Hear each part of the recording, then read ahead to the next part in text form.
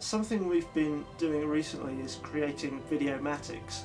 For those of you who don't spend their whole spare time watching extra features on DVDs, a videomatic is a way of pre-visualizing a sequence in a film. Rather than static storyboard frames, you can actually shoot with a camcorder, just in a very rough way, the scene, and then you can edit it together, perhaps add music to it and some basic sound effects to get an idea of the pacing of a sequence, and also it's extremely useful with visual effects. The sequence I've chosen to create in videomatic form comes towards the end of the film and will combine various forms of special effects, including some blue or green screening, live action miniatures, and also stop motion miniatures, and probably some computer generated elements as well. So in order to create that, I've been back to my parents' attic in Malvern, raided my old Lego supply, and built a train from Lego, which I then filmed here in my flat, and I've cut that together with footage of the storyboards just filmed flat,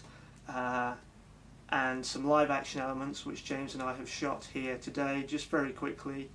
in a very, I mean, you can't even call it low budget style. We're just having a bit of a laugh really, but hopefully.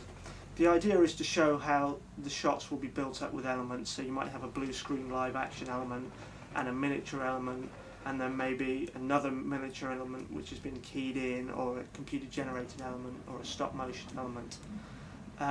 So what we will then do with these videomatics is, firstly, we can show them to the people that are going to create the special effects for us, so that they know exactly what we need. We can perhaps show them to potential investors or production companies to illustrate that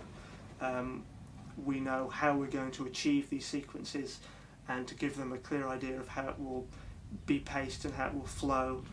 on film. And also on a more personal level, it makes me feel like I'm doing something. It's nice to actually be filming something, to have a kind of product there, even if it is a very